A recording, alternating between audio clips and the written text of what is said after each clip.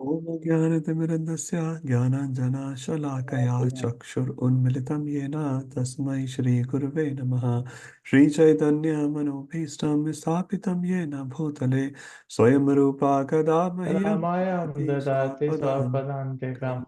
Vandeham Shri Guru Shri Yutapad Shri Gurun Vaishnavasha Shri Rupam Sagrajatam Sahegana Raghunathanvitam Tam Sajivam Sadvaitam Savadhutam Parijana Sahitam Krishna Chaitanya Devam Shri Radha Krishna Padan Sahegana Lalita Shri Vishakhanvitansha He Krishna Karuna Sindhu Dinabandho Jagatpate Gopesha Gopika Kanta Radha Kanta Namastute Tapta Kanchan Gaurangi Radhe Vrindavaneshwari Vrishabhanu Sute Devi Pranamami Hari Priye Vancha Kalpa Tarubhascha Kripa Sindhubhya Evacha Patitanam Pavanebhyo Vaishnavebhyo Namo Namaha Jai Shri Krishna Chaitanya Prabhu Nityananda Shri Advaita Gadadhara Shri Vasadi Gaura Bhakta Vrinda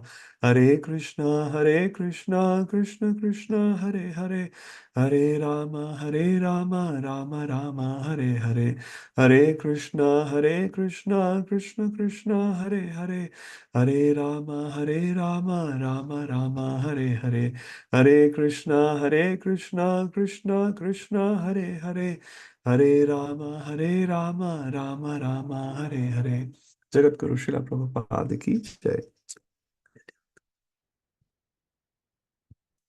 Hare Krishna.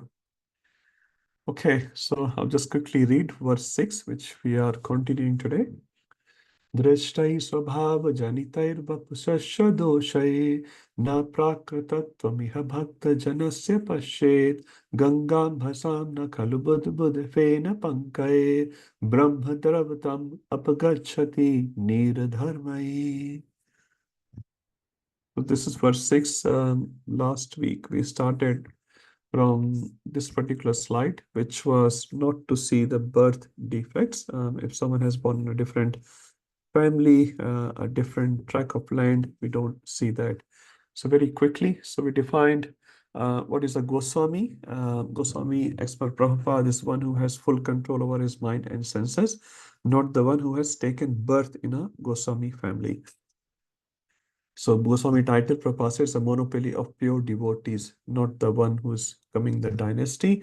A real Goswami is non-envious and he is prideless. It's not hereditary. Goswami actually, Goswami families in Vrindavan, particularly when Prabhupada went with his disciples, when he was doing parikrama, I think we discussed last week, except Radharaman temple, all the temples got shut down. So they were not very happy white Prabhupada disciples coming and taking darshan in their temple. They protested as well. They did not consider American bodies, devotees becoming sannyasis. They were not able to accept that. So a real Goswami is not envious of Western sannyasis or any sannyasi, not proud of his own birth. We give examples, what to speak of humans, even animals can be the purest devotee of the Lord as Hanumanji, Jambuvan, and so many others. And we also see this Kanchipur incident in terms of Ramanujacharya. Ramanujacharya's wife was not very happy about Kanchipur and she not properly respected Kanchipur. And when Ramanujacharya came to know, actually he took sannyas after that incident. And we also see this Haridas Thakur, which are practically born in a Muslim family, but he was a Namacharya. Okay, second thing, actually it's a fourth thing in the series, which looked at material vision. This is a photo of, everyone knows that? Pundrik Vidyanidhi. Pundrik Vidyanidhi, thank you. And what happened? Just in few lines, Mataji. Yes, Prabhu. Gadadhara Pandit and Mukunda Dutt has taken Gadadhara Pandit to meet Pundarik Vidyanidhi. In the beginning, Gadadhara like he was thinking that he is like so materialistic because he has got so many opulences around him, and thinking of he was thinking on his mind, but Mukunda Dutt could understand his thought. So immediately he chanted a verse from Srimad Bhagavatam that made Pundarik Vidyanidhi so ecstatic, and then he started rolling on the ground. And that time Gadadhar Pandit could feel that what a great devotee is he. And he took actually initiation from Pundarik Vidyanidhi.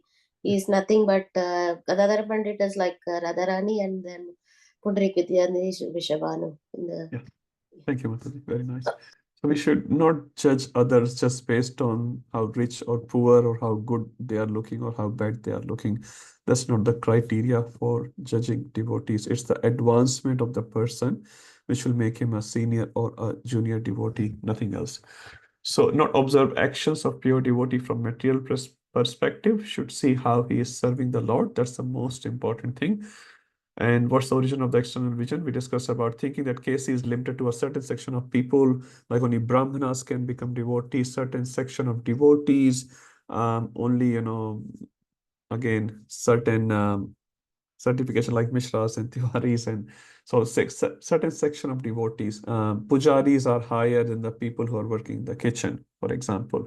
Those sort of mentality is absolutely offensive. In certain tract of land, only people coming from India can become devotees or take sannyas.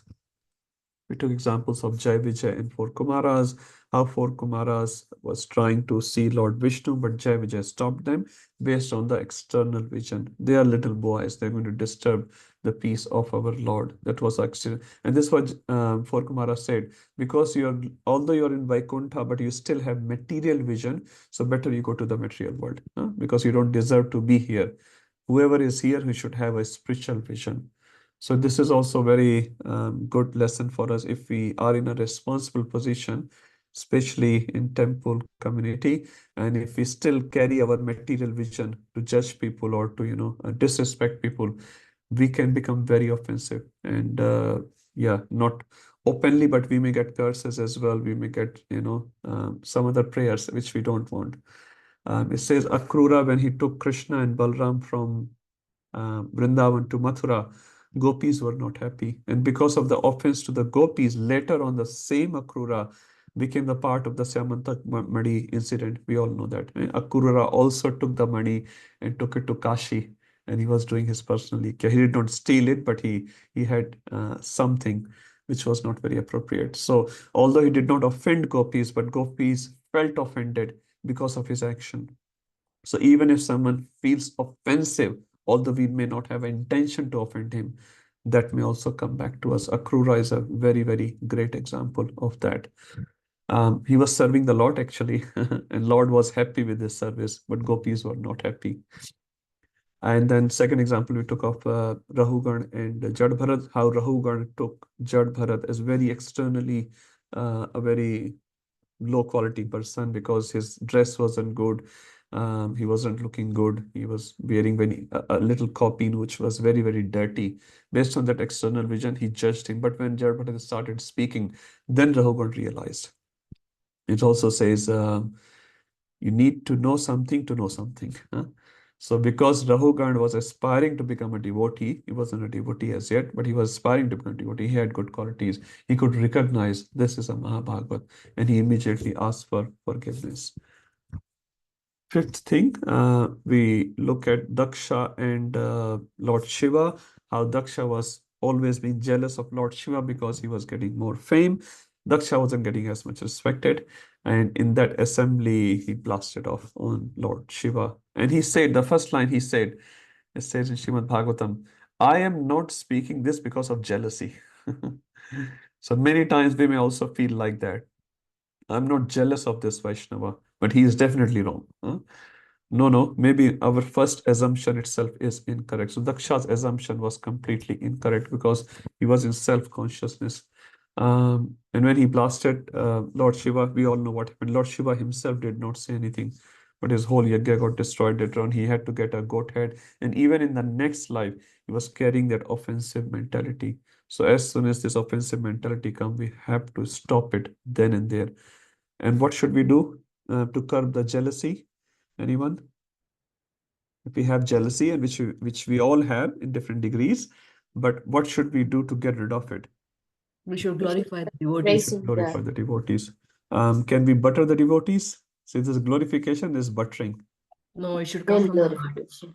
So what should we do? We should recognize what Yes. they have done genuinely and then praise it. It can be a very small thing. Prabhupada was giving a class in America in the beginning days, and one drunkard came with a bag of toilet rolls while Prabhupada was giving class. And I heard, and maybe I'm wrong here, he passed urine or something. But Prabhupada still appreciated his service for Krishna. He was completely drunkard. He was just a punk from the street. But because he got toilet roll for devotees for temple, Prabhupada appreciated, oh, he's doing such a nice seva. Huh? So we don't have to butter anyone. Buttering is a form of false ego, actually.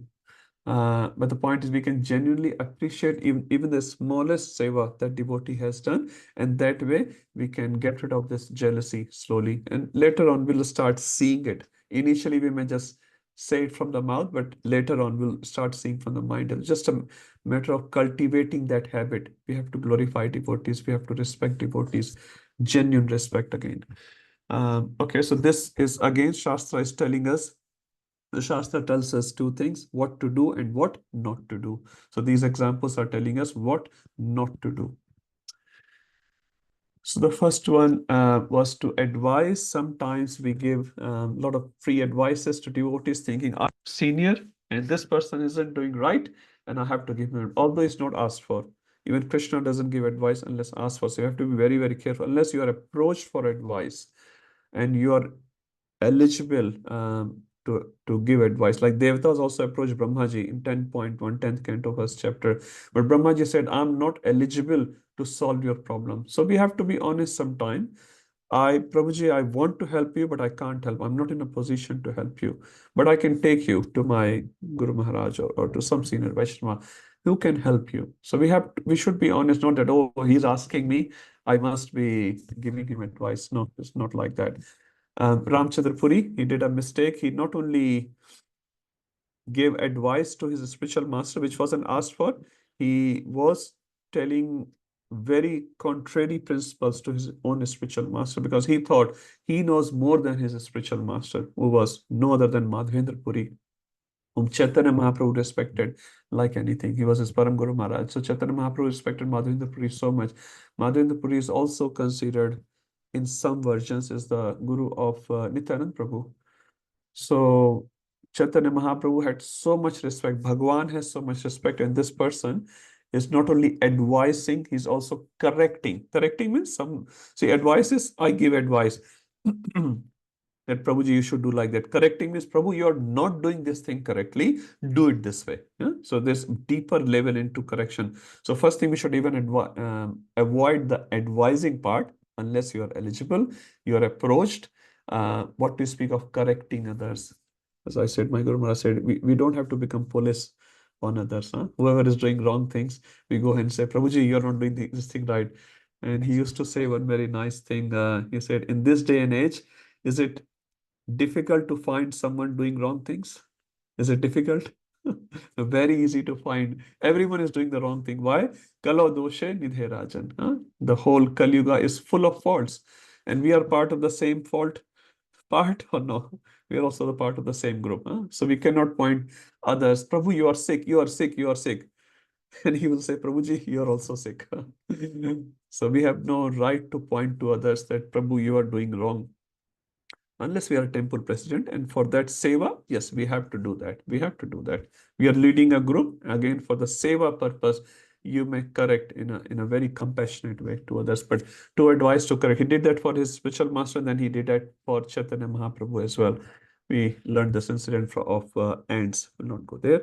And the third, again, the deepest level in the same series. So first is to advise, just advising. Prabhuji, you should come to temple, for example. Correct. You're not doing this thing correctly, do it this way, deeper level. And to take a disciplinary action. Wow, that's a very, very deep level. And the example in Shastra given of Saubhari Muni. Saubhari Muni first tried to correct Garuda. And Saubhari Muni is just a yogi. He wasn't even a devotee. He was just a yogi. Like Durvasa Muni, he's a yogi. Devotee is much, much higher. He was a yogi. Obviously, Garuda had a lot of respect for Saubhari Muni, but Saubhari Muni was very low in terms of comparison. He's a pure devotee. He's an eternal courier of Lord Vishnu. Lord Vishnu takes great pleasure on riding with him.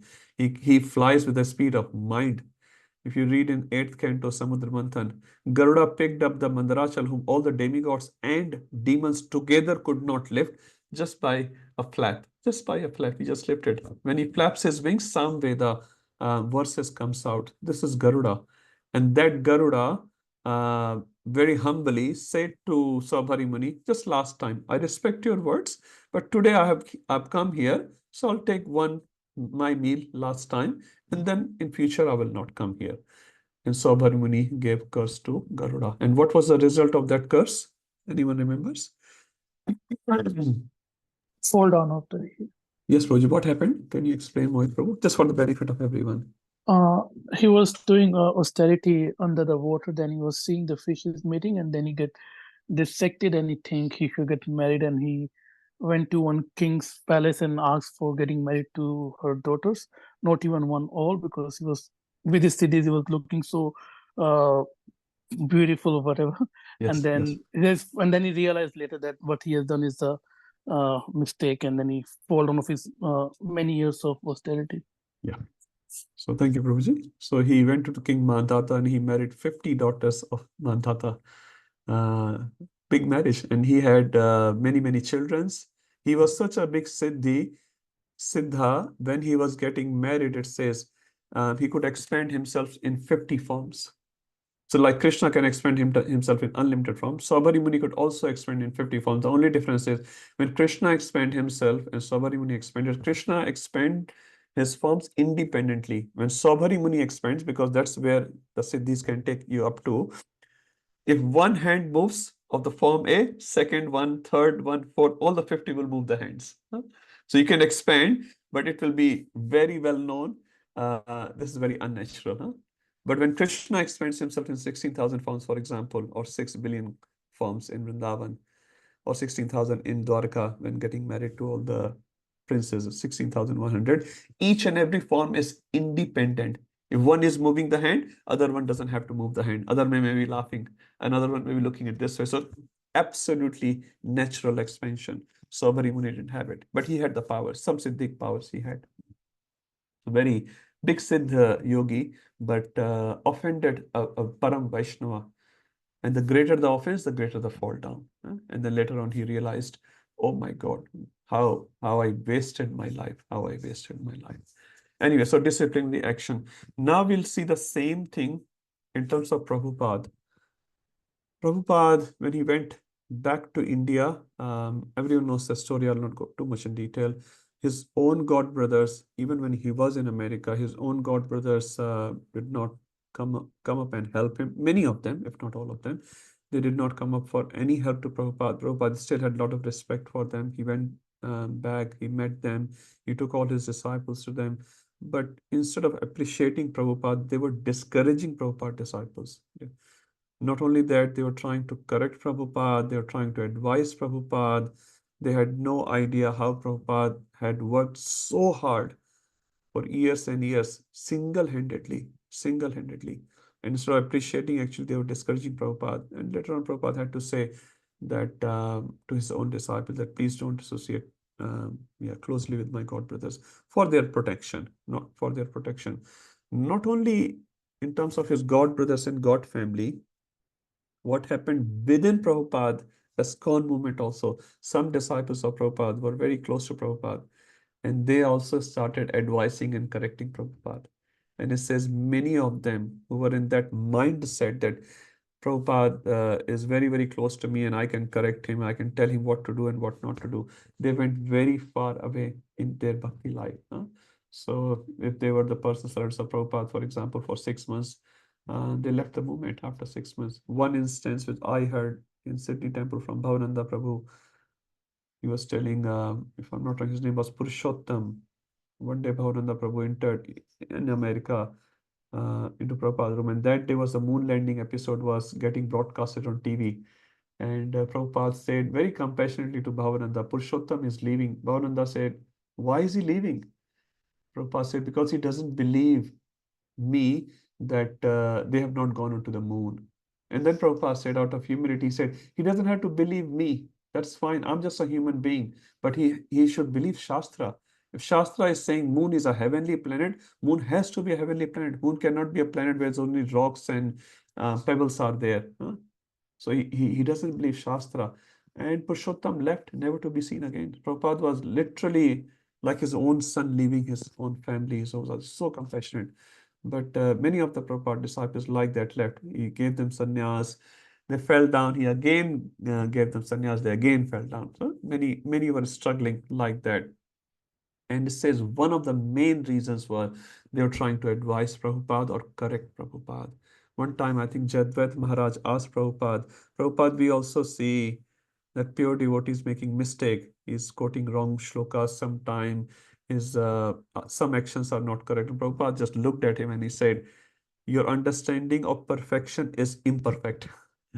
Perfection does not mean a Mr. World, a 7 feet high person who doesn't make any mistake in his walking, in his talking, in his dealing with others. He said that's not the point. The meaning of perfection is his intention to please Krishna is perfect. Like every moment, his every action, what he intends to do is perfect because this is for the pleasure of Krishna. Now, how he expresses those intentions through the body, that will be imperfect because body is limited. Body is always limited. Prabhupada himself even writes in the introduction of Srimad Bhagavatam that English is not my first language. So there will be mistakes in this literature, but a good person will take the good part and something which is not good, he will ignore.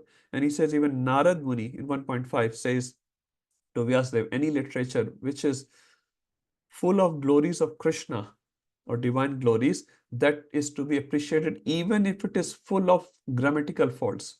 So there may be some devotees speaking, their English may not be good, their Hindi may not be good, their shloka quotation may not be so good, but they are very advanced devotees. They are very, very advanced devotees. At the other time, there are many good professional speakers in the world who speak very nicely. 10,000, 20,000 people come, but their intention is not to please Krishna, it's just to become very famous or to earn a lot of money, or some other ulterior motives are there. So we should not hear from them. So this advising and correction is not only in Vedic Shastra. We heard the incident of Sabhari Muni not 500 years ago when Chaitanya Mahaprabhu was there. It also happened in Prabhupada time, and it's happening today as well. So again, it's for us to learn who we are. We are very, very simple person. My Guru Maharaj said we are just neophytes, and we are. He said we are. In one class, he encouragingly said, we are all devotees. We're all devotees, but he said we are all weak devotees. Most of us are weak devotees. So from weak devotees, we have to become strong devotees. Don't have to assume ourselves as senior or a strong or very knowledgeable person, because as soon as you take that upadhi, Krishna is gone from your hand. Guru Maharaj said, you have to capture Krishna every single second. Not that, oh, I'm initiated, I'm done Bhakti Shastri, Bhakti Vaibhav, I have become a devotee. No, no, no. The day you think I've got Krishna, Krishna is already out. Krishna is already. So you have to win Krishna's heart, Maharaj said, every moment. Every moment. Maya is testing us. Are we in Maya's party or Krishna's party? Every moment. And many times we get defeated. But we have to prove again and again and again and again. Every moment we have to do it. Not we have done it, we are doing it right now. And once we are in that mode of consciousness, then we can achieve Krishna very, very easily. And that's why it says to achieve Krishna, His Holiness Jayapataka Maharaj said, is very easy. It's very, very easy. If you keep it simple, it's very simple. If you make it complex, you cannot defeat Krishna. Krishna is the most complex person. So to advise, to correct. Manmohan Prabhu, I'll just finish this and then we can take your question. So Prabhupada God brothers, for example, this did not appreciate the extraordinary activities of spreading KC worldwide. They said, oh, he was a businessman, so he knew how to deal with low quality people. We were sannyasis, we were preaching to the elite class of society. So these statements were made in front of Prabhupada in Vrindavan. Just imagine how Prabhupada will feel in his heart. He's a Param Vaishnava, but instead of encouraging him, they were constantly saying very underestimated statements. Empowered person should not be treated as an ordinary human being. An empowered person in this case is our Guru Maharaj. Again, as per Shastra, all the senior devotees should be respected from that perspective, because they are the one who are taking us. says in Mahabharata, it takes the whole village to raise one boy or one child. Huh? Takes the whole village. So this our whole ISKCON community is helping us. Huh? Someone may be helping in one way, someone may be helping in another way, but everyone is helping us. So we should appreciate, look at their efforts which they are putting for our development, our advancement. The world is so selfish, but they are selflessly trying to help us. Someone may help us little, but we should appreciate. When we have that vision, then we'll not treat our spiritual master, all the senior devotees from that perspective, and then we will be not making any offense. This is a nice quotation given. I think it's by Bhurijan Prabhu, if I'm not wrong. This is Antya 7:11. Krishna Shakti Vina Nahi. Unless Krishna has empowered someone, you cannot preach. You cannot preach. Even Bhaktivinoda Thakur also said the advancement of a Vaishnava will be judged in how many other Vaishnavas he has created. Huh? Now we are talking real Vaishnava, not just the number here. Huh? How many other Vaishnavas? So Prabhupada, there's no need to say. Now Prabhupada left this planet almost 50 years ago, and ISKCON numbers have increased like fire, like fire. So much. So this is Prabhupada preaching Prabhupada purity. Huh? So this is not possible for a normal human being. Even it says normal preaching we cannot do unless Krishna or Paramatma allows us to do. Huh? Sometimes you are giving class, I'm sure all of you are giving classes, you become blank. It happens. Sometimes you're singing Mangala Arti, it becomes blank. You may know Mangala Arti, on your tongue, or Guru Arti, but when you are singing, the mind goes blank. It just happens. And sometimes you are blank, but Krishna reminds you something. It has happened with me. I'm being very honest, I may not remember, something comes out. Again, Paramatma does that. So we have to become very humble via media. Okay, Manmohan Prabhuji or Mataji will take your question. Yes, Prabhu. Hare Krishna. Hare Krishna, Prabhuji. Prabhuji, my question is related to Sabhari Muni. We were talking, Yes. discussing. So you were saying that like Krishna, he can also make himself like more 50 Expansions. expansions. Yeah. Yes. So Prabhu, my question is, this expansion is coming from soul or coming from just body? So is it like broadcasting or cloning? What it is? Okay. Because we have said Nanam Chandati Shastradi, so Shastradi, right? So it cannot Yes. be cut into pieces like so. Yes, yes. Okay, I'll give you a reference of His Holiness Jayadvat Maharaj. Jayadvat Maharaj was giving an interview long ago. I read this somewhere many years ago. I just got remembered that one instance. So Maharaj was asked this question.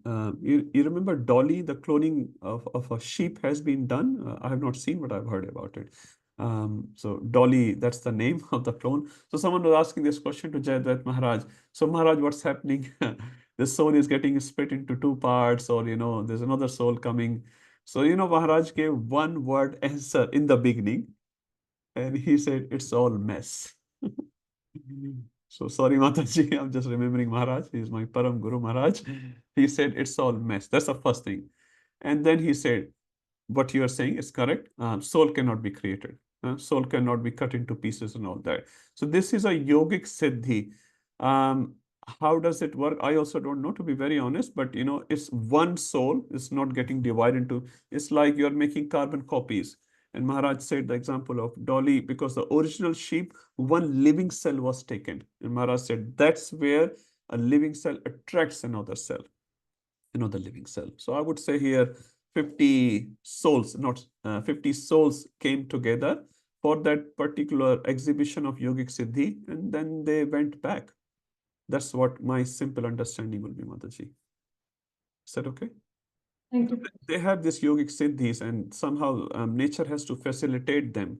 So nature can facilitate for 1 hour, I give you 50 boys to help you out to prepare, something. And then they will go out after 2 hours when their job is finished, something like that.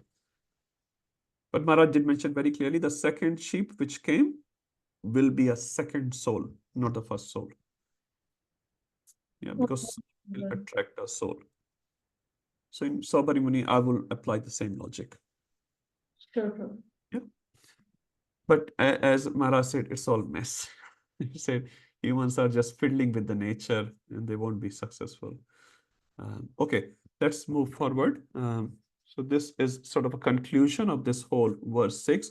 how we should avoid sadhu ninda. Very, very important for us. We'll read about the same topic in the next verse as well. I'll just read a few things. This is from Prabhupada. The spiritual nature of the Ganga is not dissipated if the water is contaminated by foam, bubbles, or mud. The devotee should not see another devotee as a material being, seeing faults in his body or faults produced by karma and his nature. Now, this is very nice.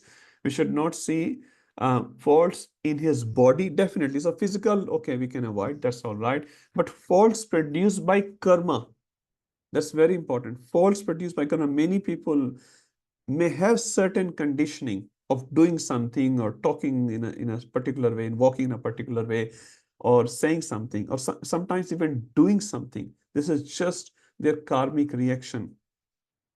I think it was Bhurijan Prabhu was saying, anytime if someone is involved, okay, actually it's all here. It's Bhurijan Prabhu's, so I'll read as it is.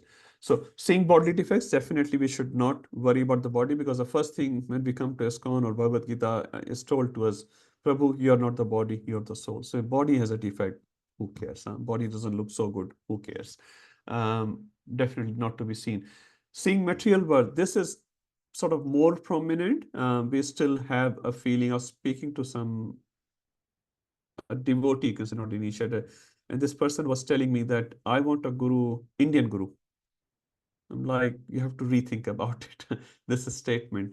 Your emotions may be nice, but you still have not understood the concept as yet. Indian guru means a person who's come from Indian background. No, this guru word is very, very big word, very, very big word. So seeing material birth, if you're still seeing it, we're not advancing as yet. Seeing his sinful activities before his devotional life. Sorry, one more thing I wanted to say. Seeing bodily defect. Anyone can remember a person who had bodily defect? We have discussed in our conversation. This is the last slide. Mohit Prabhu always keep. Huh? Ashtavakra Muni. Thank you. Ashtavakra Muni, right? So his bodily defects were not to be seen, but some heavenly ladies were looking, because they thought they were so beautiful, and I can disrespect this person because he looks so ugly. Huh? And they got cursed. Seeing material birth, anyone from material birth who had some so-called material problem, but he was a great devotee. We have discussed. Haridas Thakur. Thank you. Haridas Thakur. Another example, Jadharma Prabhu? Valmiki Ratnakar. Not really. He was a Brahmin by birth. Sorry to say. Valmiki Ratnakar Thakur was Brahmin by birth. If you read his Kanchi. Vibhishan. Kubja was also. Kubja, okay. From our slides as well. Anyone else? Purna Prabhu. Kanchipurna, thank you. Hanumanji. Hanumanji is an animal, huh? But he is one of the greatest devotee of Lord Ram. Huh? Lord Ram loves him like no one else. He's not even a human being. Seeing his sinful activities before his devotional life, this is where Valmiki fits in, or Ratnakar Thakur. Huh? So Ratnakar Thakur, just for information, by birth he was a Brahmin, but then he became a Thakur, then again he became a devotee. So, but once he became a devotee, once anyone becomes a devotee, you cannot go back and say, oh, Prabhu, you used to smoke cigarette. You used to do this and that. Actually, that's an offense. I heard in a class, even if you call some initiated devotee by his uninitiated name, I'm talking in a devotee community, it's an offense. If someone has been initiated by a spiritual master, bona fide spiritual master, and then you start calling that person, Prabhu or Mataji, with a previous name, pre-initiated name, that's an offense actually. That's an offense. I called one person, I didn't know about it. And then he told me very lovingly, he said, Prabhu, you should not. I was very new in ISKCON. And he lovingly said, and he said to me, his name was Michael before that. He said, Michael is dead. I really liked his response. He said, Michael is dead. My name is this. My spiritual master has given me this name. Please call me by this name. He was very lovingly telling me. And I got it. I said, thank you, Prabhuji. Thank you, Prabhuji. So we should be very, very careful, because by telling that initiated name given by spiritual master, actually we are getting purified. That person is getting purified, and we are glorifying Krishna. Michael, this and that, they have no value after, unless he's not initiated. Then you can say Michael Prabhu. Okay, seeing traces of bad qualities at present. Now, sometimes it may happen, because this devotional journey is not so easy. We are in a transitional stage. Some qualities may still be present which we don't want to exhibit, but sometimes it happens. So we should not, inki to adati aisi, he's like that. No. If he is sincere, that the main word Radhanath Maharaj always uses, sincerity. Sincerity means he may not be a big devotee, he may not be doing the big projects, he may not be doing, but he's trying his best. He's sincerely trying his best to please Krishna, to follow the instruction of his spiritual master. That is the best effort. That is the best effort. If we can do that, well. Dwelling on accidental sins committed at present. This is also very nice. I heard a lecture from Bhakti Rasamrit Maharaj many years ago. He has given lectures on 12 alvars in ISKCON Desire Tree. We used to hear. Anyway, I can't remember the name of the alvar, and please correct me if any one of you know. He was a great devotee. Somehow or other, by Lord's arrangement, he got distracted with the Vaishya, but he came back to his senses within a month or so. So it happens because of some karmic reaction, or Krishna want to use you for something. It happens. But that accidental sense, and Bhurijan Prabhu says, it should not be premeditated. Premeditated means you plan for something. That is considered as an offense. Accidentally, you fell down in Maya, Krishna will forgive you. Shipram bhati dharmatma shashva santim nigachati. Kaunte pratijanahi name bhakta pranashyati. So Krishna will forgive all the unpremeditated accidental fall downs. And that can be very, very bad. Like this Alvar is such a great devotee, got attracted to a Vaishya, got attracted to a prostitute, and he started living with him, and for some time he got distracted completely. But then he came back to his senses, because Lord wasn't very happy that my devotee is not serving me. And Lakshmi Devi and Lord was talking, and Lord said, I have to go and do something about this kid. And he got accused of stealing or whatever. He got put into jail, and in jail he realized, oh my God, what I'm doing. So sometimes Lord have to slap you just to make you realize that, what are you doing? Why are you wasting your time? So other person should not consider, oh, he's such a sinful person, this and that. That's none of our business. It's between this devotee and Lord. And Lord was personally playing with this person. And he made a very, very sort of bad thing happen in his life. But just after some time, some days or some weeks, he got back to his senses. He said, Hare Krishna, let me go back to my Lord's service and never again. So sometimes these slaps by our loving Father is important for us, and we should not mind.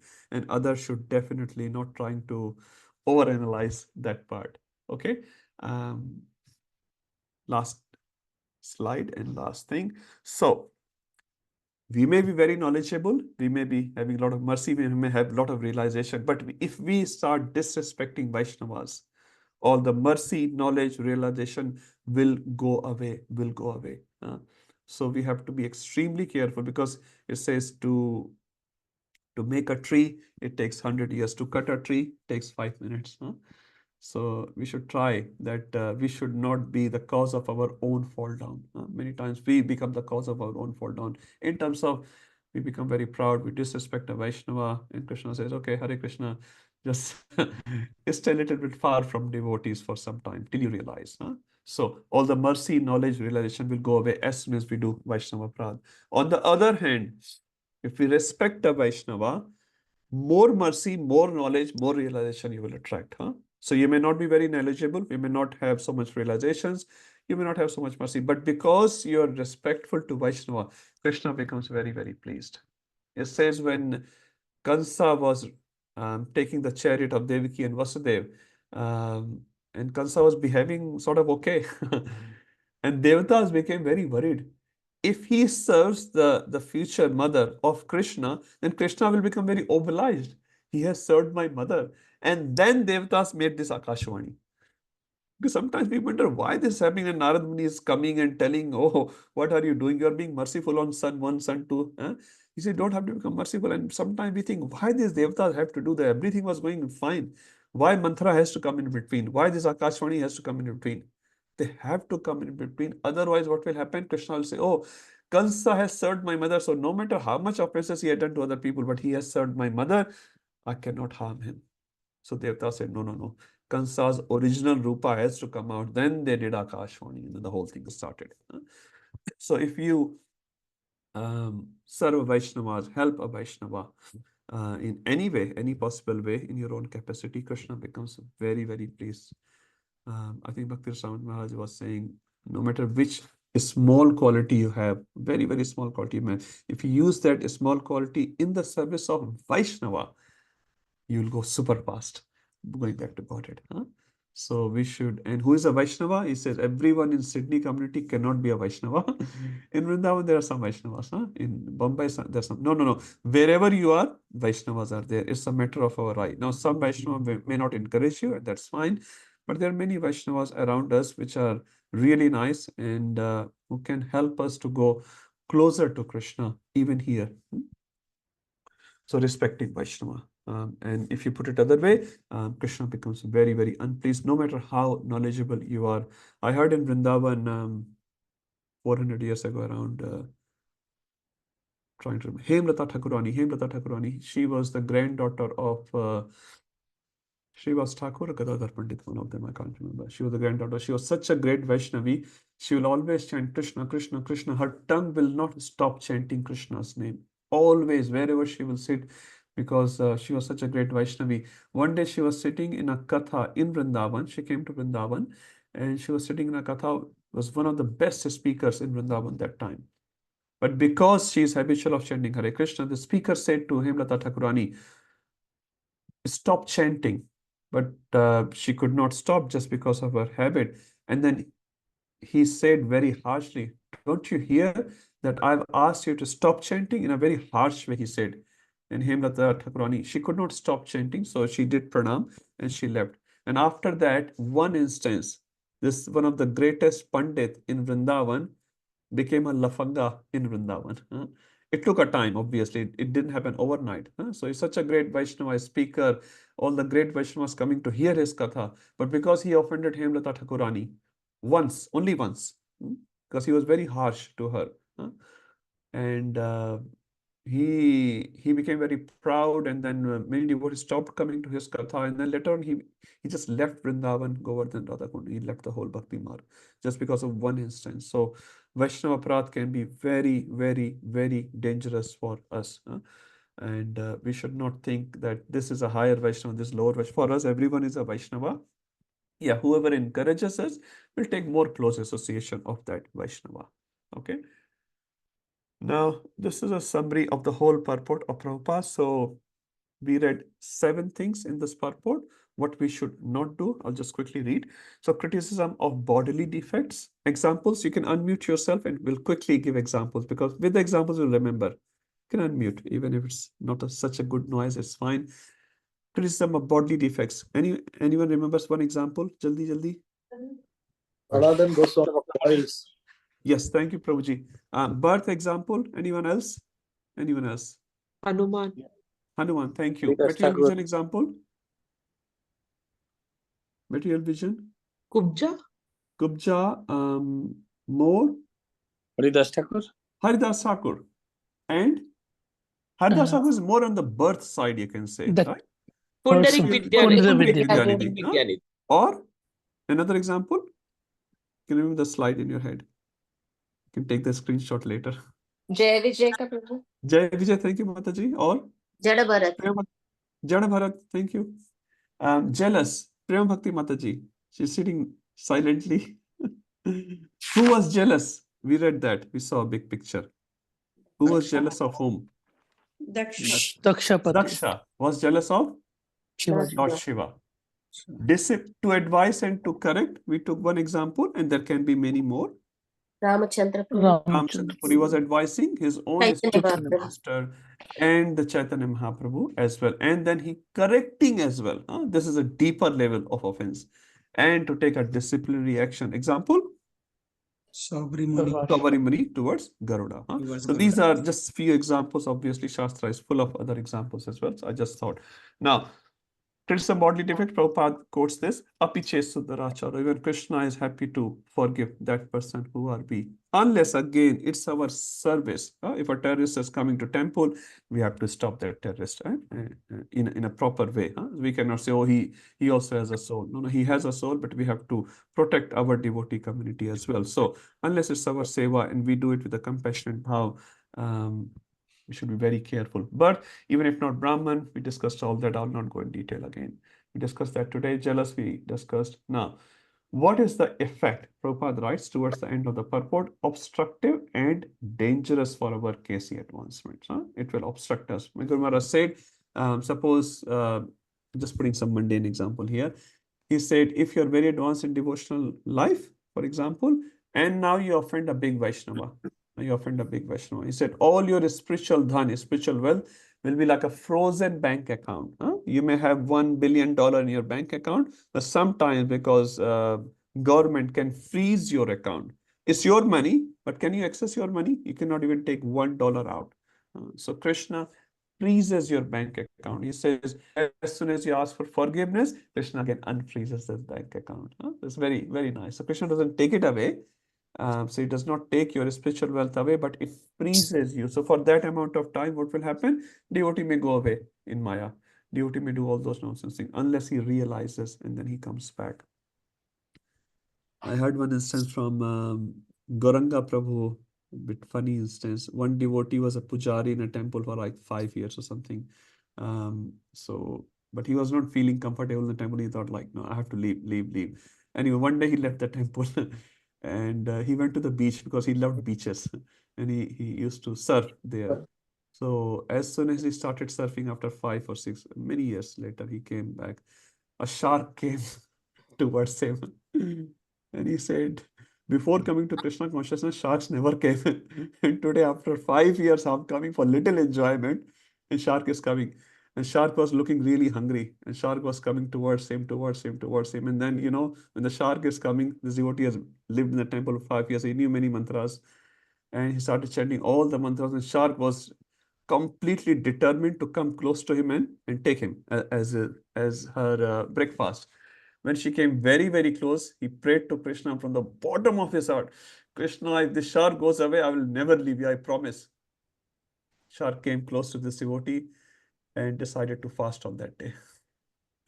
She took a U-turn and went back. This devotee came back to the temple and temple president asked, so where were you? He said, wherever I was, I'm not going to go anywhere now. So sometimes we need these things, we still have some enjoying mentality, lot of enjoying mentality. So we may go out and Krishna will make some arrangements for us. We'll make some arrangements. One devotee, my Guru Maharaj was explaining, he was not happy with the temple or whatever. So he left the temple, he went to the Vrindavan. He's still a devotee, but he was completely fried out in that sense. Anyway, so he went to Vrindavan and he was sitting next to Radha Kund and he said, there at Radha Kund, he saw a monkey coming, took the Radha Kund water and sprinkled on his head. Monkey did that. When he saw that, he realized this monkey must have been a devotee, but now because of his offenses, he has come to the body of a monkey. He went back to his temple and he started serving again. So sometimes we may go out, but Krishna is so kind, he will make arrangement for us to come back because Krishna loves us. Krishna loves us. Now, some devotees may come back sooner, some may come back later. That's very unfortunate. If we come back later, we're just wasting time. So, offenses to Vaishnavas is obstructive and very dangerous for our KC advancement. And Prabhupada, God bless, also many times Prabhupada said on his deathbed, please forgive me for all my harsh speech or any other offense which I would have done in course of my preaching. I'm Mahapatit. Prabhupada said that I'm Mahapatit. So one of the God brothers said to Prabhupada, you're not Mahapatit, you are Mahapatit Pavan. Please don't think that way. Prabhupada was so humble. Okay, so we'll stop here. Anyone has any questions? We'll take. Otherwise, we'll go to the next verse. Okay, all good. Looking very serious. No Vaishnava Aparadh from today. Yes, that's a good commitment. We should try, and we should try to help each other as well. So always encouraging, respectful, loving, caring with each other, and then we can be very happy. So sometimes we offend someone when we are not happy inside. So if other brothers and sisters are taking care of us nicely, then we can be in a right mindset, huh? And we can also um, try to practice at least forget and forgive. Huh? Two F's are very important in Krishna consciousness: forget and forgive. Gauranga Prabhu said in humor, but it's a truth. He said, if you want to stay in a devotee community for a long time, you should get habituated of eating two things. नहीं, eating one thing and drinking one thing. So कहते हैं गाली खाने की और गुस्सा पीने की आदत होनी चाहिए. गाली खाना means if someone is, calling you with bad names, criticizing you, you should just be able to tolerate. And krodh, anger which comes from inside, comes from inside. You should be able to drink that. That's not easy. I'm also saying nowhere close to it, but Radhanath Maharaj said, by repeating those sentences, statements, by meditating on them, one day, one day, we may be able to control our anger and other anarthas. So we can try. We can try. And please help each other in that way. Encourage each other. Even if someone is doing a very small seva, we should always encourage that person so that that person is happy, and then he or she never makes any offenses towards others. And then together we can grow very, very fast. Okay, I'll stop here. Prasannatma Prabhu's smiling face, smiling question. Hare Krishna. Hare Krishna, Prabhu. So I have you told, right, we shouldn't call by Karmi name. Yes. I have one of my friend, we both know from long time before getting initiated. Like, we are God brothers, but we find it very difficult to call by initiated name. You should because we remind. are so close. So we generally call our own previous name. So I don't know. After listening to this, Yes. You should tell him. And many Yeah. times, I'm sorry to say this, some Matajis have, sometimes Matajis call each other with just the name, not with Prabhu or Mataji. That's Yeah. also disrespectful. I've heard in a lecture, I'm not saying, I have no authority to say. He said even Matajis have to address each other very respectfully with Mataji afterwards. Sometimes they call you the name, initiated name, but they don't put Mataji. We don't put Prabhu. We are disrespecting the Vaishnava. We are disrespecting. So even if that person is close to you, your father can be your god brother, right? Your mother can be your god sister, like that. No, in devotee, you're a soul. So you should start calling him or her, whoever he is or she is, with the initiated name. That's good for you, good for that person as well. Okay. Strictly. Okay. Yeah, in office, obviously, people will call you by your name, and that's fine. Yeah, in office also, yes, say same thing. One of my devotee, he is in office, so we call by name only. We can't call That's by. okay. No, that's okay. That's in a professional environment. You have to, be professional. Arjun was very professional. He wasn't wearing rags while, ruling the kingdom. Yudhishthira wasn't wearing rags. That's their profession. They were Kshatriyas. So in your professional life, you can call him or her with the Karmi name. But after that, pure Hare Krishna name. Okay. Thank you, bro. Okay, Hare Krishna. Mahasa Prabhuji or Mataji?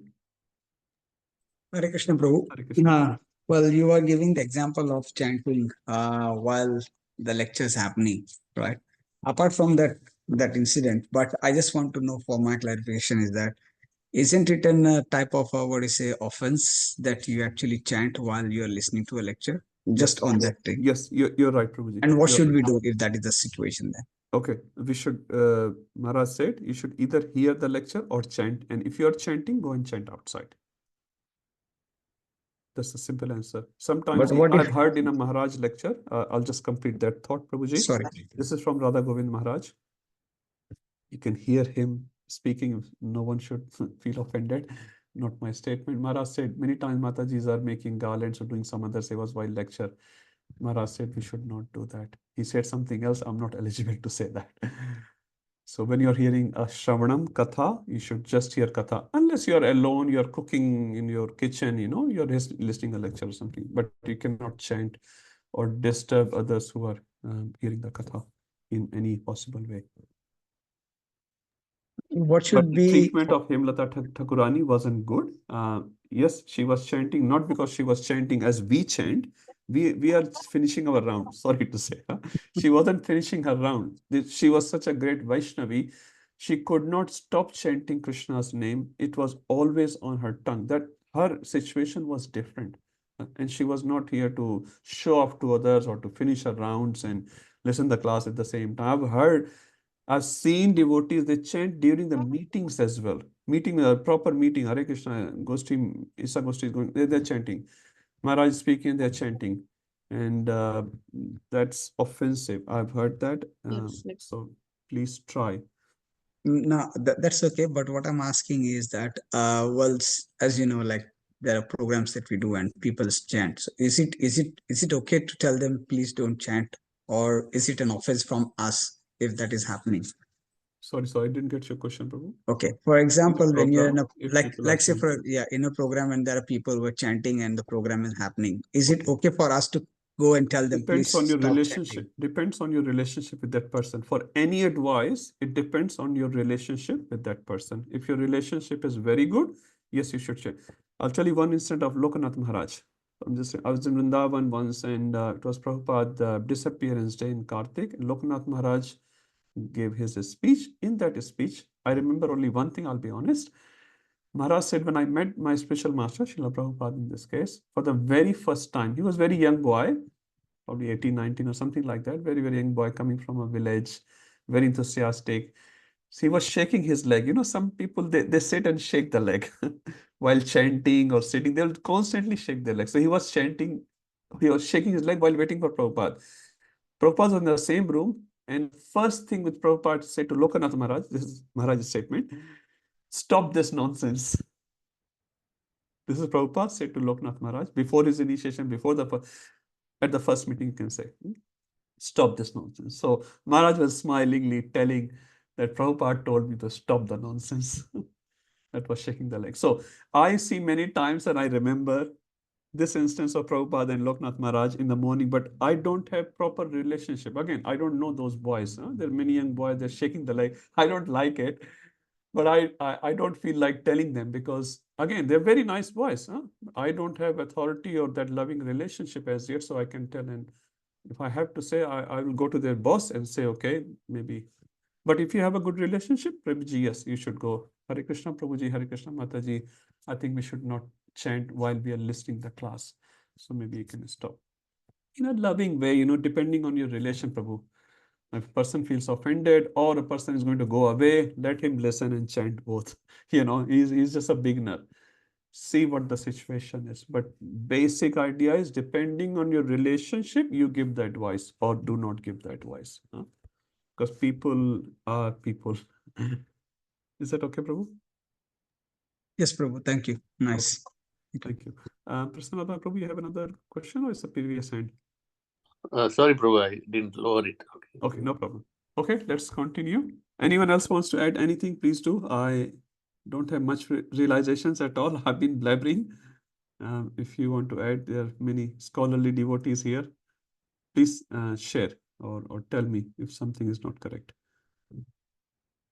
Okay, let's move to verse 7. Who would like to read? Sorry, Prabhu, just one thing. Oh, yes. When the kirtan is going on in the temple, like, is it okay to chant because it's still Yes. the holy name? And I heard about this from my Guru Maharaj, so I'll respond what he said. He said, yes, if you haven't finished your rounds, which you should have, but suppose 7 p.m. Gaura Aarti is going on, yes, you can be in the corner and chant your rounds while the Gaura Aarti is going on, respectfully, like not disturbing others, like that.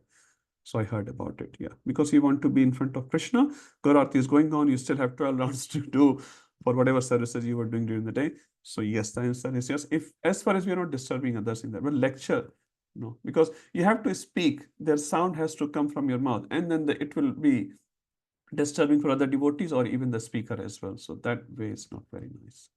Yeah? thank you. Hare Krishna. Okay, who would like to recite this verse? Who has an Charu Mataji is here. Hare Krishna Mataji. Prabhu, can Or Shraddha Mataji, you want to do? Yes, you can do. As Charu Mataji is silently sitting, we can hear from Mata if she is okay. No. Shraddha Mataji has a beautiful voice. She can It's not about voice. and recites beautifully. So Okay. Okay. As you order, Matashri, Charu Matashri.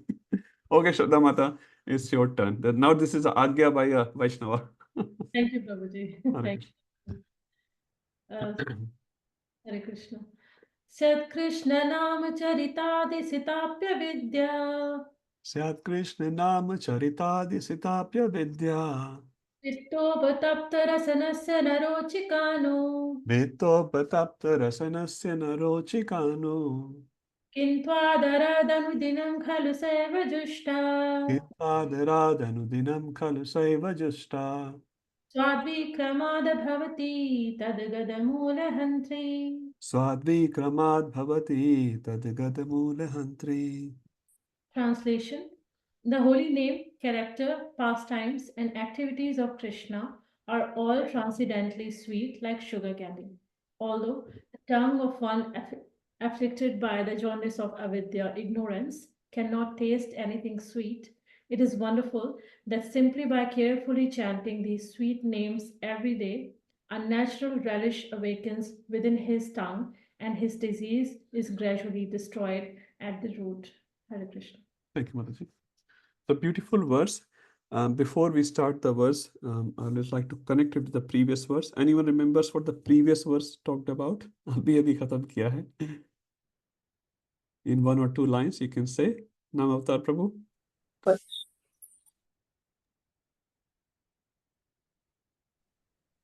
You're on mute if you are speaking.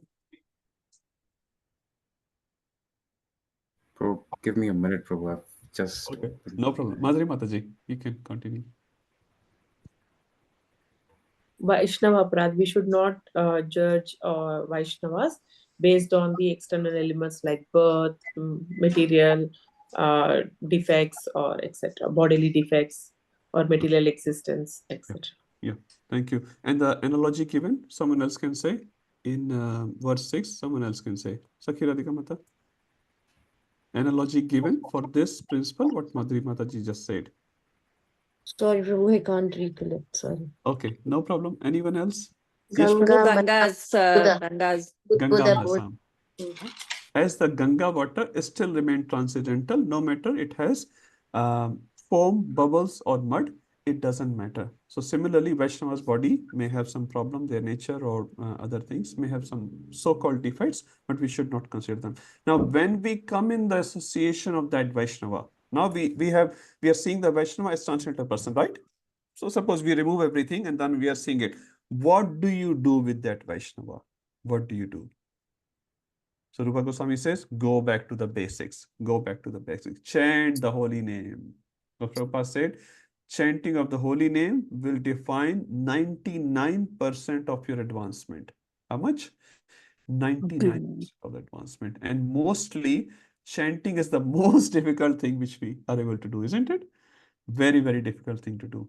And chanting, we remember everything except you're a good Vaishnava, except Krishna's name. We remember everything of the world while chanting. Does it happen only to me or with some other people as well? So while you are chanting, everything comes to the mind.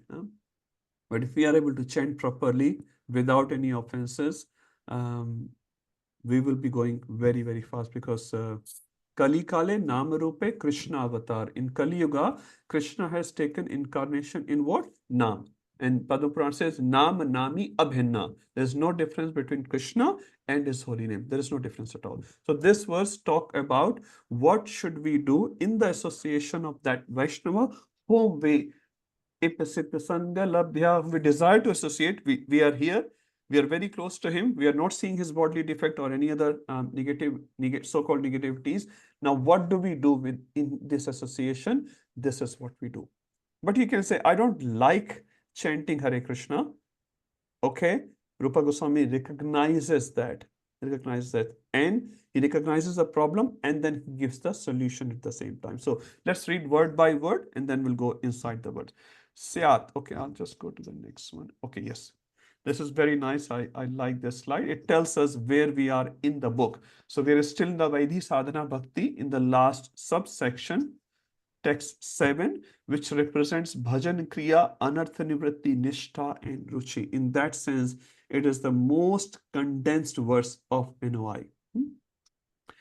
It talks about Bhajan Kriya, It talks about anartha nivritti, it talks about nishtha and ruchi. 4 aspects is covering. Very, very nice verse. Okay, let's read word by word. So, syat. Syat means of. Krishna is Krishna. Krishna Nam is the holy name. Charit Adi. So Charit refers to Charit, character. Huh? We have this word in Hindi and Sanskrit. Charit Adi. Adi means Leelas and other pastimes. Sita. Now here it is not Sita, Janaki Devi. Here Sita means refers to sugar candy. In Hindi they call it Mishri. I'm not sure, Vijay Gopi Mataji, what you call Mishri. There is a Kalkand, bro. Huh? Kalkand. Talakanda, okay, Talakanda or Mishri. So that is referring to Sita. Api, although avidya is ignorance. So it's a very simple line you can say, you can translate it very easily. Pitta, anyone remembers Pitta?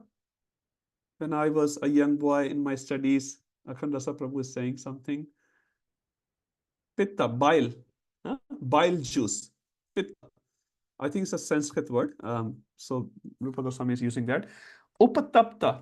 So tapta means bukhar. Yeah, when we get fever, our body is very hot, very, very hot. So tapta, chalta hua, burning. So Rupa Goswami writes, upatapta means afflicted. Rasana, rasna refers to the tongue. In India, there was a drink called rasna as well. I don't know how many of you remember. I remember there was a rasna. Mohit Prabhu still comes in India. I'm not sure. Rasna, orange flavor and this flavor. Yes, I yes, think true. there, Fruity and rasna. Fruity and rasna. two Till used there. to come. Yes. So rasna actually is a Sanskrit word. Rasna means tongue, because this gives us rasa, the taste. It's called rasna. Na rochikanu. We have no taste. Ruchi here refers to ruchi means taste. I have no taste. No, how wonderful it is. Read about it. Kentwa. Kentwa is a Hindi word. Kintu prabhorya priya evatasya vande guru. Kintu. Kintu refers to but. But. So there's the second line represents the disease, the problem, which Rupa Goswami says, yes, you have this problem. I understand. Kintwa, but what you should do? Manmohan Prabhu say, yes, Prabhuji, I understand your problem, but what you should do now? Then he'll give the prescription. So Rupa Goswami, like a doctor giving prescription. Kintwa, lekin, but Adarad. Adar is a Hindi word. Everyone knows Adarad. Adara means very carefully, respectfully. Anudinam. Anudinam means every day, 24 hours a day. Pratidinam, Anudinam. Khalu. Khalu refers to naturally. Sa. Sa refers to that sugar candy, Sita, which we spoke in the line 1. Eva is certainly. Jushta. Jushta means जोश के साथ. In Hindi there's a word called जोश. Yukti, cheshta, jushta, with endeavor. So we need to chant with adar, with care, anudinam, all the days, all the time, and with jushta. Swadvi, swadvi, the swad word, everyone knows swad. Swadvi, you will get the swad. If you remember in line 2, say narochika. Narochika means I don't like that. Sometime I'm just remembering Vaishnava will say to Mama, I don't like this.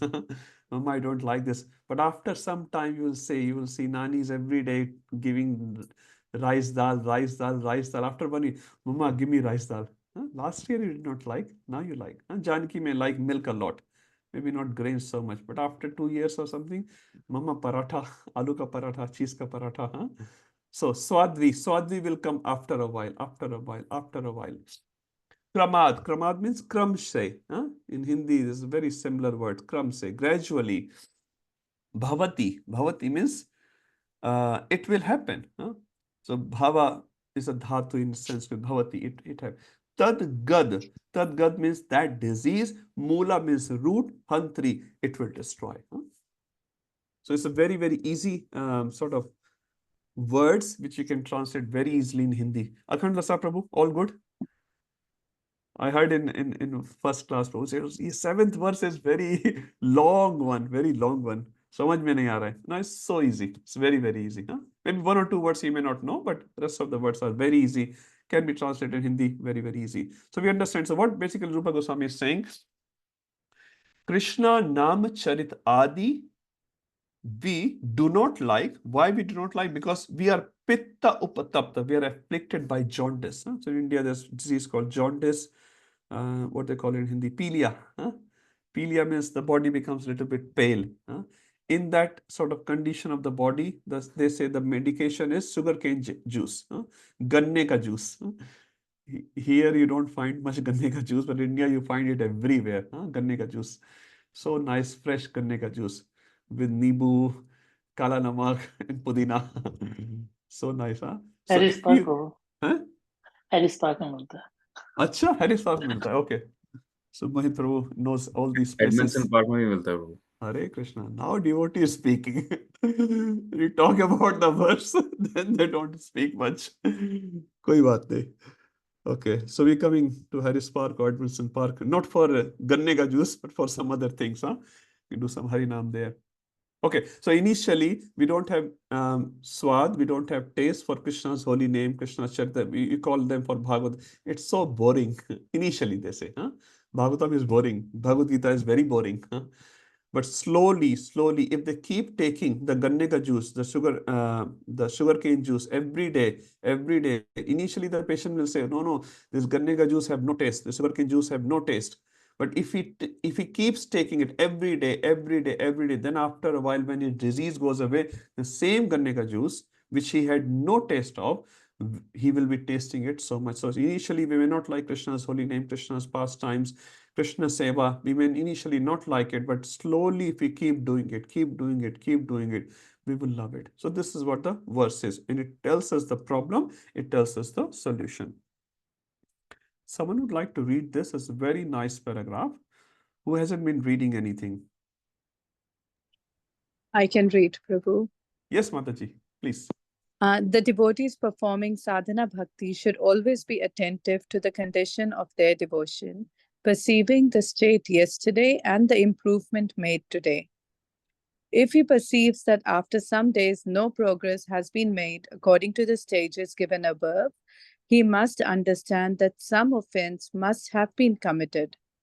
Having diagnosed that offense, he should give up that offense and correct the harm done by associating with devotees. Thank you, Prabhu. So basically the second line is beautiful. It's saying perceiving the state yesterday. Suppose yesterday we were just measuring in unit, you can say at 8, unit 8. So today we should be at unit 9, for example. But instead of coming to 9, we have come to 6, or we are still at 8. Bhakti Tirth Maharaj, once he came to Sydney, he was saying, if you are in a dark well and someone gives you a rope and you are going up in the rope, just with the help of the rope, you are going up. But suppose you stop at one place, you can say, okay, I will not go up anymore. He said, either you go up or you go down. In bhakti, there's no such thing called stability. You cannot just be stable in the bhakti. Okay, I'm just complacent in bhakti. He said, either you are going up or you are going down. There's no other stage. So many times, unknowingly, we are going down actually. We are going down because we are not trying to improve our sadhana. We are not trying to improve our bhakti consciously, I mean. Then we are going down. And that's what it's saying. We should take the state yesterday. We should do a stock take. Everyone do a stock take in their businesses. On 30th of June, they had a stock of, 100 units of this, 300 units of that. And it turned out financially, I'll say, okay, the 100 units should become 120 units, something like that. And that's the profit, 20 units profit. But if you're not doing the stock take in bhakti, I came to Krishna consciousness 5 years ago. I still haven't read Chaitanya Charitamrita. The stock take is going down. And why it's going down? As per the statement, you have done some offense. You have done some offense. Even after 20 years in Hare Krishna movement, we still have no taste for Krishna consciousness seriously. Then there's a lot of offenses.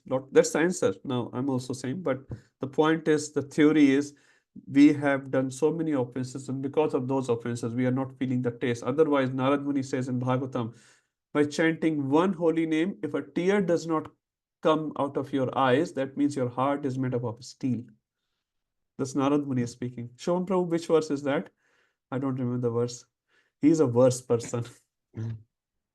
Okay, no problem. Mujhe bhi nahi aata hai. I'll be honest. But it's a statement of Narad Muni. You can find the verse. Steel heart, Narad Muni said.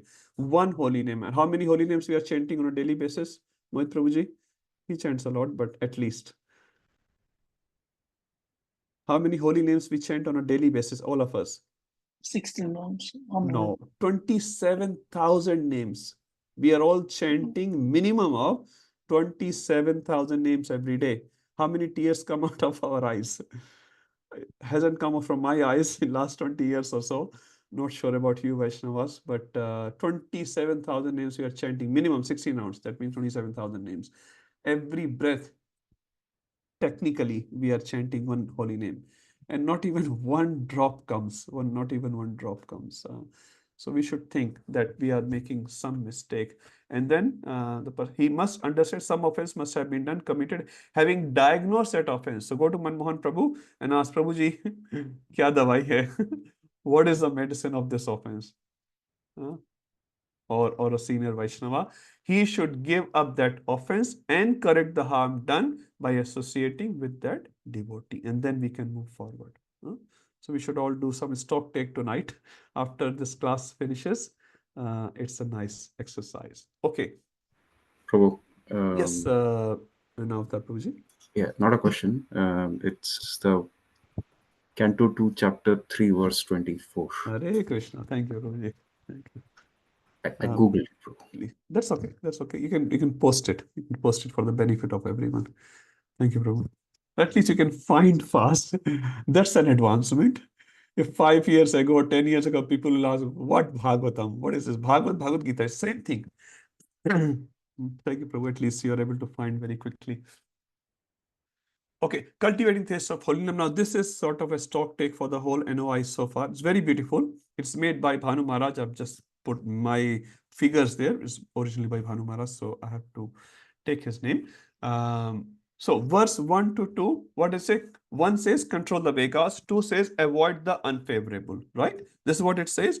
If we do that, control the Vegas and avoid the unfavorable, we will be able to do verse 3, which was accept the favorable. Because many times we are taking the favorable things, but what's happening? The first two is not happening. We're not able to control our urges. We are not able to avoid the unfavorable. And because of that, tat tat karma paravartanat. Tat tat karma paravartanat, anyone remembers the meaning of it? Any activity which supports your devotional service to go further. That's called tat tat karma paravartanat. If we are able to do that, for example, like we are able to do 1, 2, we are able to do 3, we are accepting all the favorables, we are engaging ourselves in tat karma pravartana, then 4 and 5 will happen. What's the 4 and 5? Associating with devotees, isn't it? 4 was, anyone remembers verse 4 quickly? Who will say verse 4? Very easy verse. Dadati, prati, grahanati, guhyam, akhyati, prakshati. Those 6 exchanges we will be able to do. Verse 5, anyone? Half, full, 3/4, 1/4, verse 5. Vishneti yasya giritam manasadriyeta. So it talks about what? Verse 5 talks about what? Verse 5 talks about Different adhikari. different types of adhikaris, different types of Vaishnavas, right? And verse 4 talks about general association. Verse 5 talks about how do you associate different levels of Vaishnavas. Verse 6 talks about what? Avoiding Vaishnava aparadh. This is what we heard. How many aparadhs Prabhupada tells us in purport? How many aparadhs Prabhupada? 7. Thank you, Prabhuji. So 7 types of different Prabhupada told, and we should definitely, seriously try to avoid them. If you are able to do all that, we are able to control your Vegas, you are avoiding the unfavorable, you are accepting all the favorable, you are associating with devotees, you are trying to associate with Uttamadhikari without any offense. If you do all that, taste for the holy name will come. Now, if you reverse it, if the taste for holy name is not coming, then somewhere in this diagram, something is wrong, isn't it? It's a simple thing. If you are doing all that, 7 should happen, but you are not able to do first 6 or one of them or multiple of them. What will happen? There's a gap, and then taste for holy name will not come. So it's a very beautiful one slider, and we can try to meditate on it. How we can do the first 6 and the taste for holy name will come. Okay. Any questions so far? Just introducing the verse. We haven't started the verses yet. It's a beautiful cartoon. Prabhupada liked it. when the Mataji is saying chant, chant, chant, and Prabhuji is saying can't, can't, can't. Prabhupada gave one more example. I was reading it. Prabhupada gave an example of a lady in Kolkata, and he spoke in Bengali, this thing. I'm just translating in English. So the sons were devotees of Krishna, and they were telling Mataji, the Budi Mataji, the old lady who was about to die, Mother, please chant, please chant, please chant. And the mother said, can't you see? I'm so old, I can't even speak. And after speaking this, she died. And Prabhupada says she spoke 3 sentences, but did not even chant one name of Krishna. Did not even chant. She could have at least chanted one Krishna name. And she was, chastising her sons that, can't you see? I'm so old, I'm diseased, and I can't say anything. And she's saying this, but she would not chant. Huh? Why? We have no rochikanu. We have no ras, no taste for it. Manmohan Prabhuji. Hare Krishna Prabhu. Hare Krishna. So if someone was getting taste in the beginning of his Krishna consciousness journey, but later on that taste is not there anymore, why is that happening? Like, okay, there can be 2 things, Prabhuji. If you initially getting a taste, that can be a temporary taste. I'll give an example. We've gone to Harinam many, many times. I'm sure you would have gone as well. In the city, you'll find some drunkards. They come and chant with you. They dance with you. Maybe they have more enthusiasm than you. And they seem to have, wow, wonderful. These boys and girls are dancing on Harinam, huh? But can they be, just based on that, can they be considered a serious devotee? Just after 5 minutes, they're dancing with you, then they will be dancing in a club or bar or somewhere. Huh? So initially, sometimes because of our enthusiasm, we are getting a complete different set of environment, different set of people who have different set of values. We may feel like we are getting a taste, but we have actually no taste. That may be a situation. Right? And many times this is the situation. We feel we have a lot of enthusiasm, but when we come inside, we have to chant every day, 16 rounds for rest of your life, follow 4 regs. Oh my God, it's tough. It's tough. Saying is easy, doing it's very difficult. Huh? Every day you have to worship your deities. Every day you have to offer bhoga. Wherever you are traveling, you cannot take anything but prasadam. So many things. Initially, when devotees came to Prabhupada, and Prabhupada said in humor, he said, chant and be happy. But later on, when they came in, he said, oh my God, chanting but still not happy.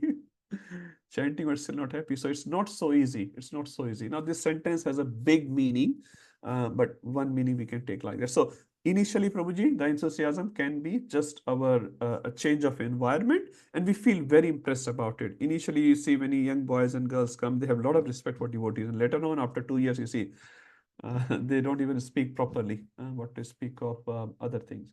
That's one part. Another part, if you have done a lot of tapasya, for example, in this chart, in your previous birth, you will have initially a lot of taste, which is coming from your previous birth, because we have done, a number of years of tapasya, which comes in your birth, you have a lot of enthusiasm. Now you don't have enthusiasm. Clearly, you have done a Vaishnava Aparadha, because you had a real taste. Suppose, 80 units, just put an example here. You've done a Vaishnava, you come to like 20 units now. You're dragging, I have seen those people as well. Huh? Because of Vaishnava Aparadha, to a senior Vaishnava especially, that's very bad. And then you come down from 80 to 20.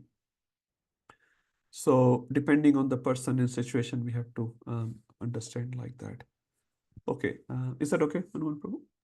yes, Prabhu. Thank you, Prabhu. Thank you. Thank you. Sakhi Radhika Mataji.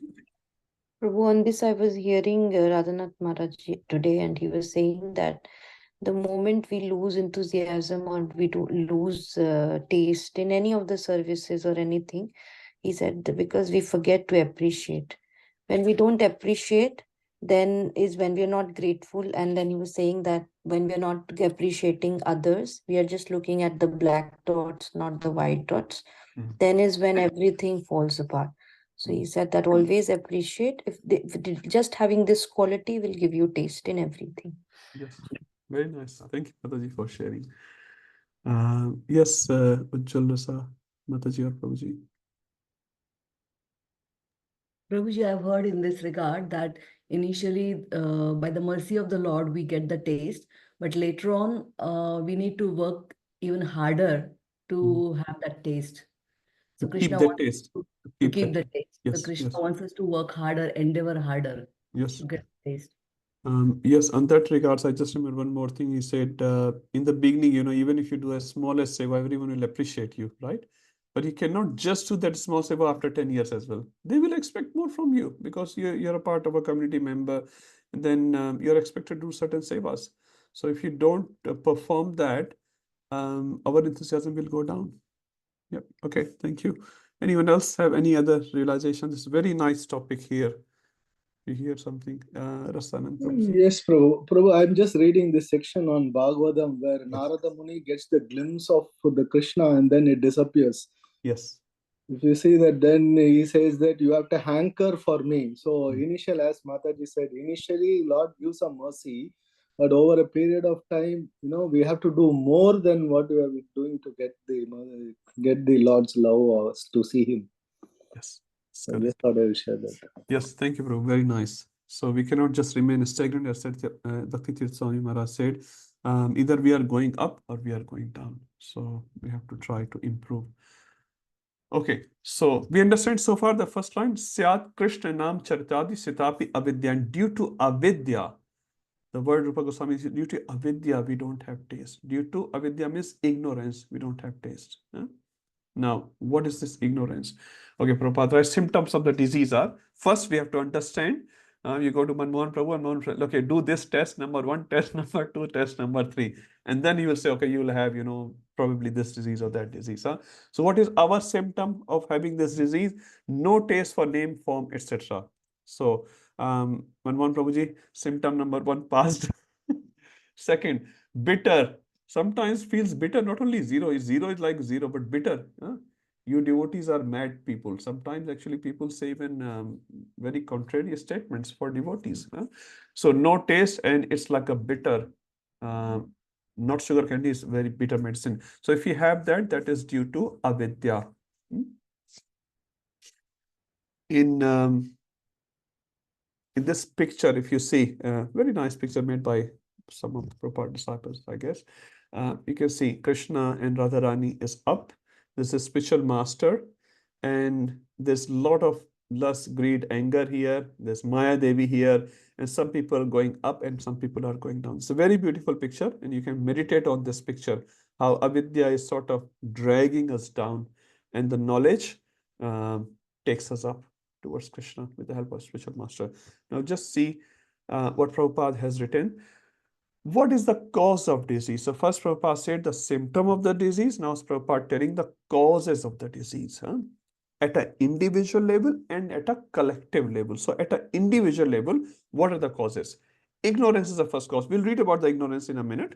Just reading what Prabhupada has given in the purport. So ignorance, avidya. Avidya, there's a verse in Chaitanya Charitamrita, if I can recollect the verse. Krishna bahir mukh jiva bhogvancha kare, nikatastha maya jhapate jhapatiya tare. I'm forgetting. Nikatastha maya tare jhapatiya dhare. Nikatastha maya tare jhapatiya thare. Thank you, Vinay Prabhuji. So it's a very beautiful verse in Chaitanya Charitamrita. Krishna bahirmukh. If a jiva, bahirmukh means looks away from Krishna, and bhoga vancha kare. I want to do bhoga on my own. Now you can do bhoga with Krishna, like you can enjoy with Krishna, but you can also enjoy separately from, you can try to enjoy separately from Krishna. So jiva bhoga vancha kare. As soon as a jiva does a bhoga vancha, as soon as he does that, Maya is right there. Jhapatiya thare. Nikatastha. Nikatastha means very, very nikat. Maya is very, very nikat. Jhapat. Jhapatta marti hai. In Hindi they say, jhapatta marti hai. Jhapatiya thare. So that jeev get captured under the Maya Devi. Because of ignorance, because he thinks I can enjoy separate than Krishna.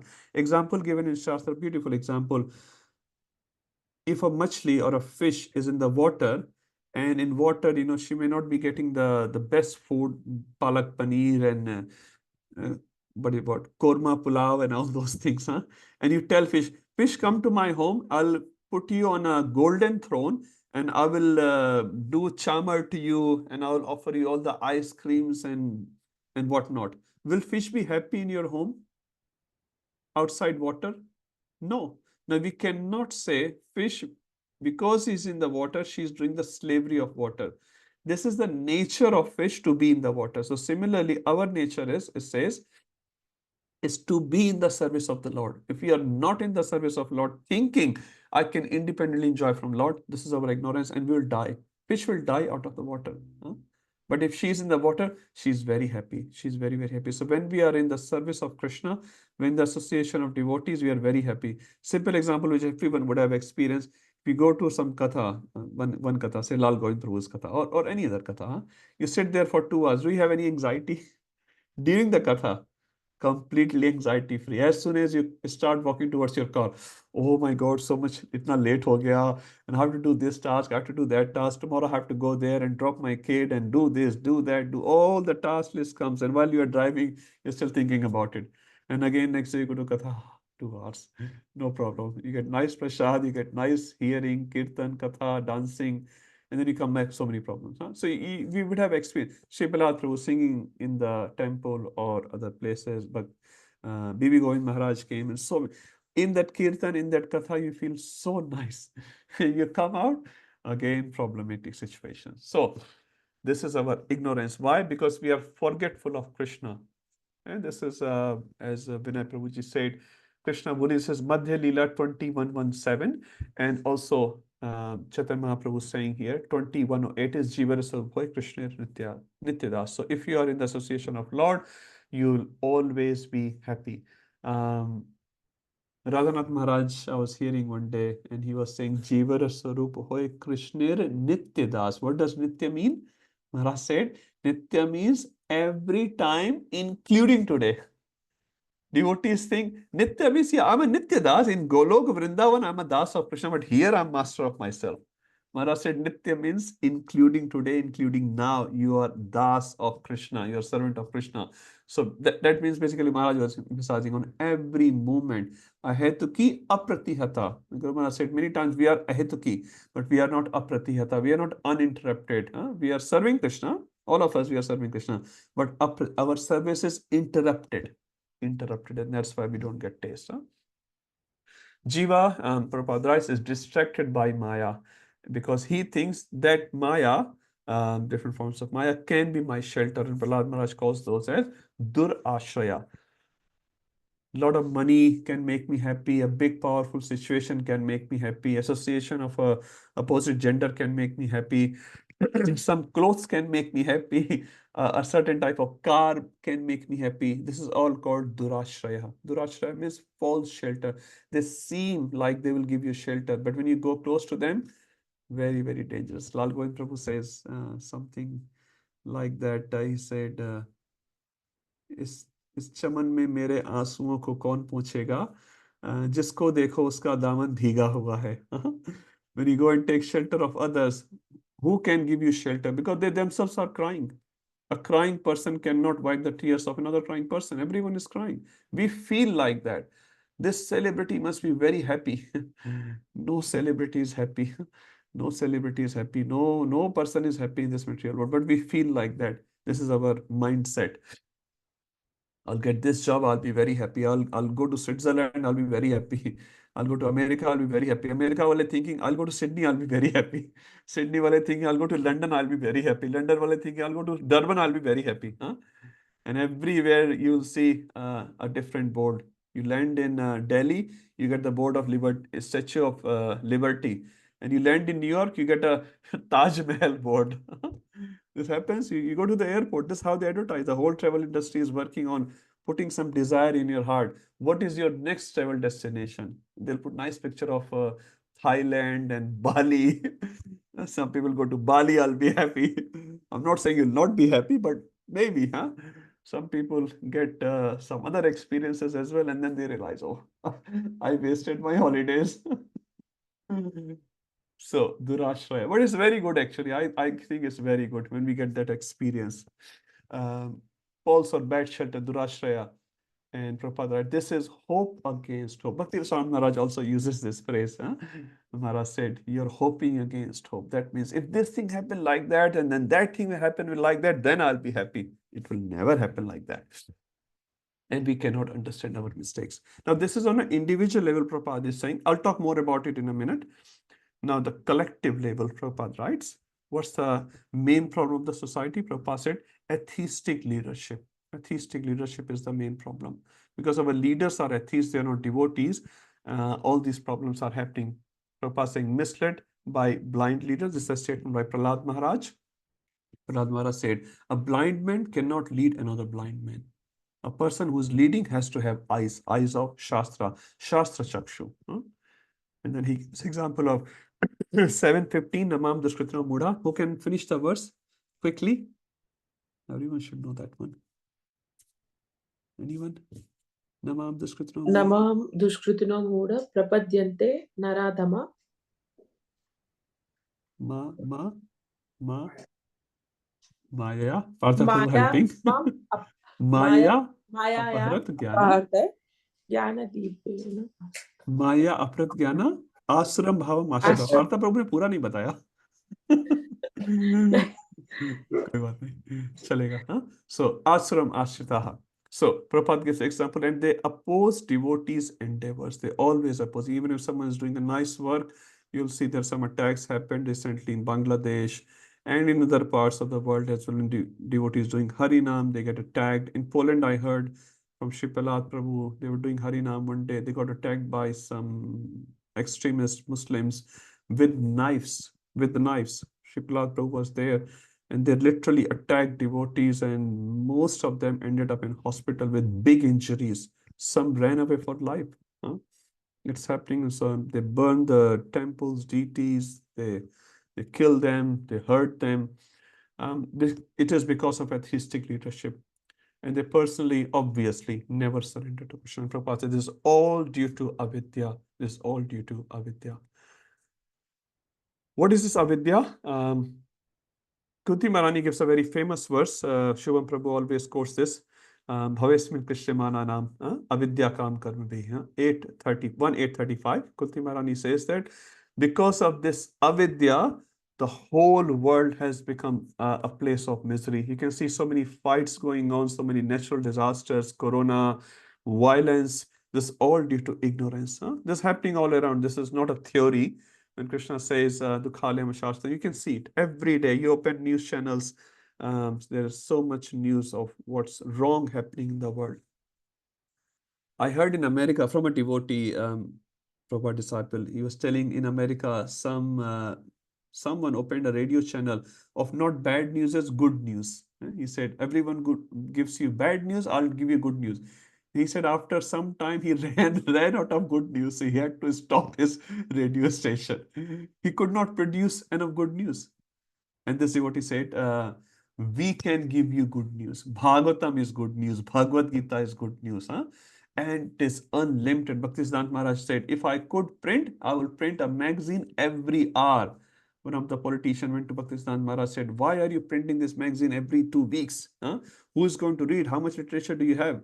Maharaj said, if I could, I will print every hour. What to speak of in 2 weeks? So this is good. Bhagavatam is good news. You can listen Bhagavatam, you can recite Bhagavatam, you can talk about Bhagavatam for unlimited lifetimes. There's no end. Even one shloka can go on for on and on and on.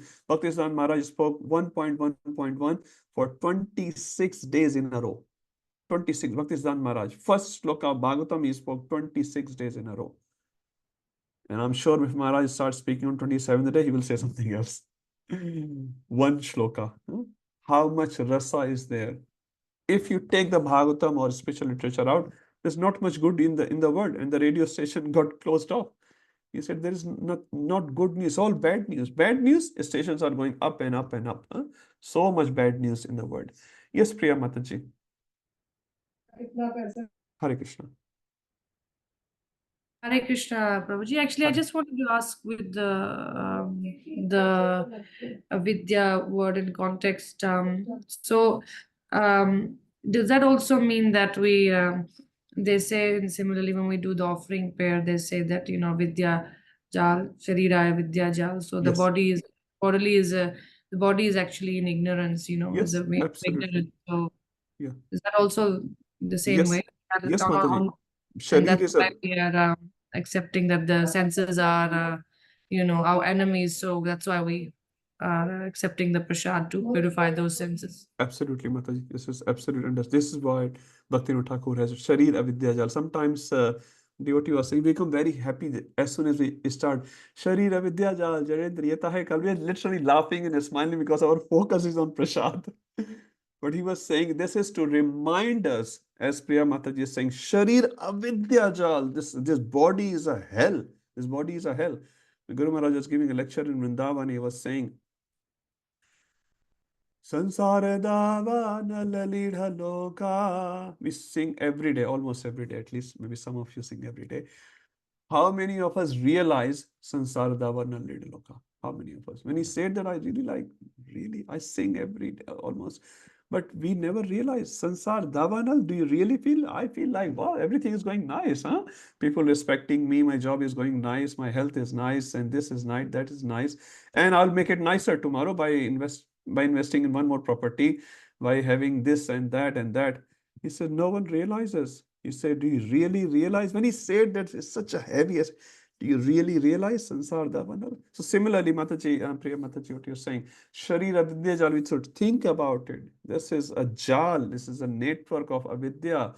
But how can we come out of it? By accepting Krishna Prasad. Huh? So the focus is on Prasad. Sharir Avidya Jal, Jarendriyata hai Kal. We are becoming happy and clapping. We should meditate on these words. Huh? Our whole meditation on rasgullas and kachoris. Paneer ka sabji, gajar ka halwa. We should, say with our heart, and then we'll realize every single time. Om Agyana Timirandasya Gyanan Jana Shalakaya. The first word, Om Agyan Timirandasya.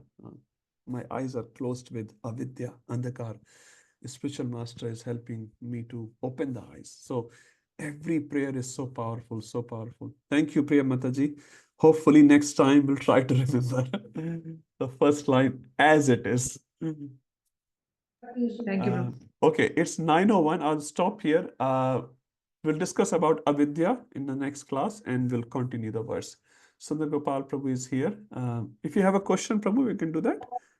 No, Hare Krishna, I was just about to Announcements. stop you from going further. Sorry. Yeah, thank you. Thank you, Prabhuji. I was supposed